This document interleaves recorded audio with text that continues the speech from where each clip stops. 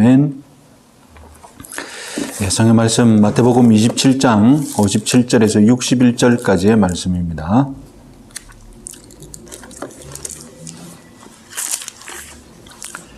마태복음 27장 57절에서 61절까지의 말씀 같이 읽겠습니다. 저물었을 때에 아리마대의 부자 요셉이라 하는 사람이 왔으니 그도 예수의 제자라. 빌라도에게 가서 예수의 시체를 달라 하니 이에 빌라도가 내주라 명령하거늘 요셉이 시체를 가져다가 깨끗한 세마포에 싸서 바위 속에 판자 자기 새 무덤에 넣어두고 큰 돌을 굴려 무덤 문에 놓고 가니 거기 막달라 마리아와 다른 마리아가 무덤을 향하여 앉았더라. 아멘. 아시다시피 이 토요일은 예수님이 무덤에 있는 시간입니다. 예수님이 십자가에서 죽으신 후 부활하시기 전까지 사복음서 모두가 주목하고 있는 일이 자연스럽게 예수님의 매장 과정입니다. 예수님의 시신을 수습해서 매장하는 이 장례를 치러야 하는데 예수님의 매장하는 일에는 몇 가지 난관이 있습니다. 첫째는 시간입니다. 신명기 21장에는 이 처형당한 범죄자의 시신을 어떻게 처리해야 하는지 정해놓았습니다. 사망한 그날 매장해야 합니다. 그런데 예수님은 제9시, 즉 오후 3시 이후에 숨을 거두셨습니다. 예수님이 돌아가신 날이 6월절이자 안식일을 준비하는 안식일 전날이라고 밝힙니다. 유대의 하루는 해가 지는 것에서 끝납니다.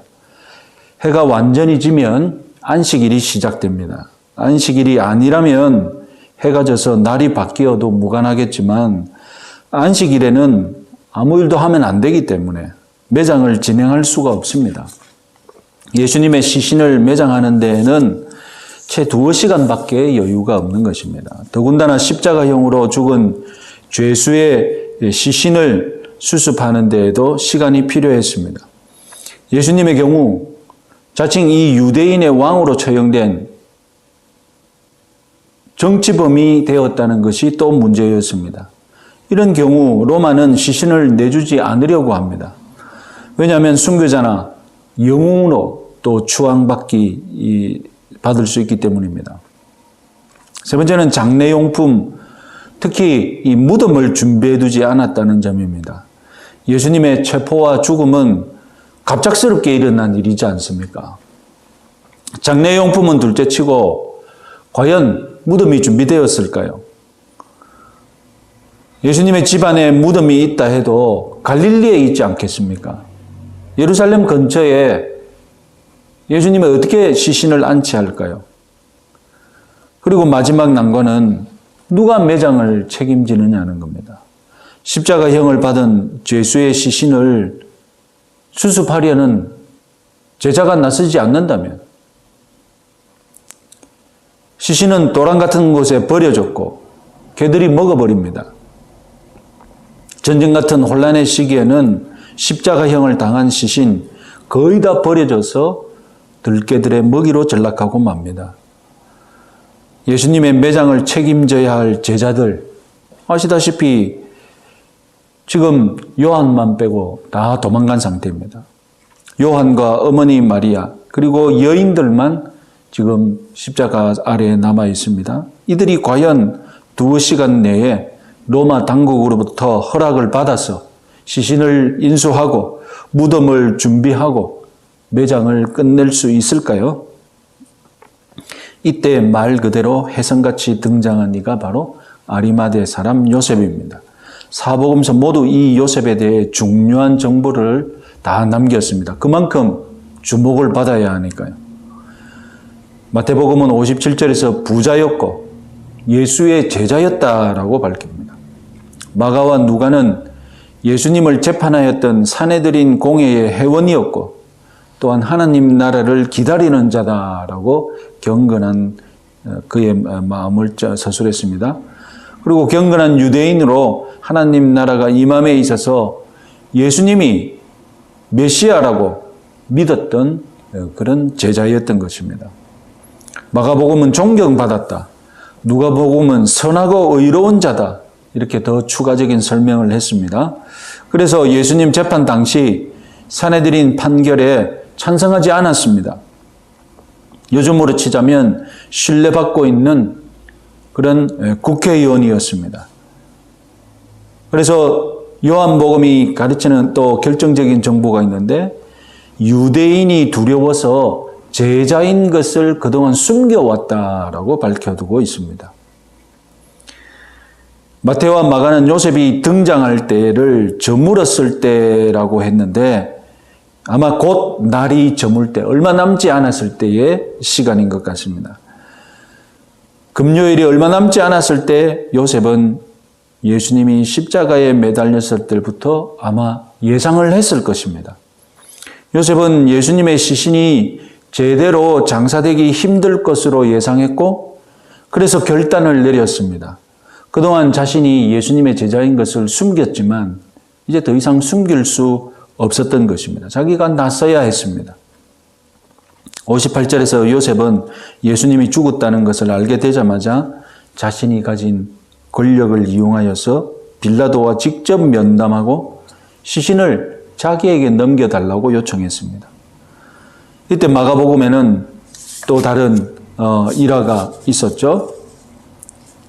예수님이 반나절 만에 빨리 죽은 것을 이상하게 여겨서 부하들 보고 죽었는지 확인해보고 내주라고 하죠. 그래서 죽었다는 것이 확인이 되자 요셉에게 시신을 내어주었습니다. 59절에서 요셉은 예수님의 시신을 수습하는 것부터 관여했습니다. 요셉은 부자니까 요셉의 종들이 있겠죠. 그래서 이 종들이 동원되어서 매장 절차가 빠르게 진행되었을 것입니다. 가장 중요한 것은 뭐니 해도 무덤입니다. 요셉에게는 아무도 사용하지 않은 새 무덤이 마침 있었습니다. 그래서 요한복음 19장에 의하면 이 무덤은 또 마침 십자가 현장 가까이에 있었습니다. 부자였던 요셉은 바위 속을 파서 인공적으로 무덤을 마련해 두었는데 다름 아니라 가족 매장지로 만든 것이었습니다. 그래서 예수님은 아무도 사용하지 않는 새 무덤을 사용하게 되었고 비로소 죽었어야 귀한 대접을 받으셨던 것입니다. 요한복음 19장에 의하면 니고데모도 예수님의 시신을 함께 넣어둘 이 향품을 준비했죠.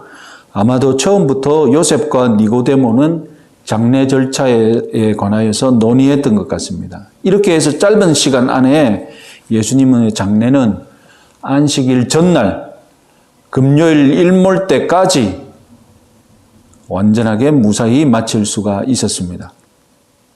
요셉은 평상시에 자신이 그리스도의 제자임을 숨겼으나 결정적인 순간에 제자임을 드러내는 결단을 내렸고 이런 결단 덕분에 예수님의 매장이 완전하게 마감될 수 있었던 것입니다.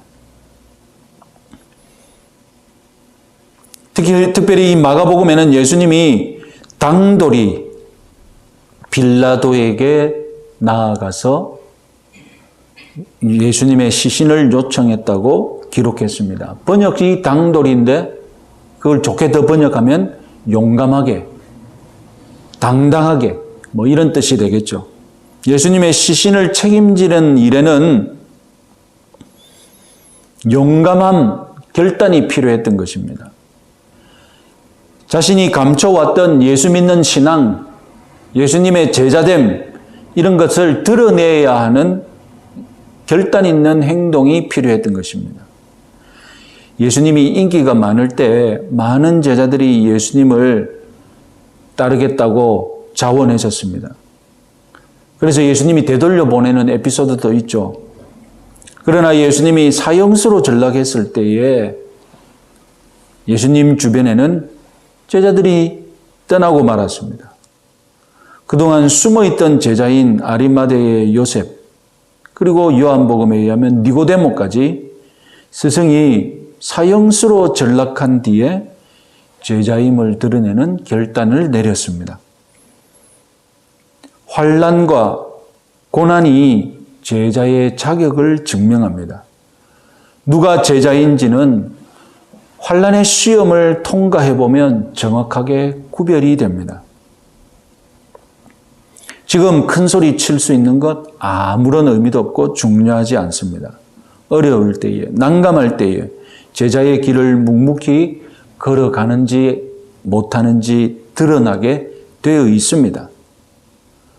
조롱받을 수 있을 때, 내가 가진 것을 많이 잃어버릴 수 있을 때에 묵묵히 제자의 길을 걸어가는 그 사람이 참 제자인 줄 믿으시기 바랍니다. 오늘도 고난의 길, 십자가의 길을 참 제자답게 걸어가셔서 주님으로부터 제자로 인정받으시는 여러분들 되시기 바랍니다. 우리 자유롭게 기도하는 시간 갖겠습니다.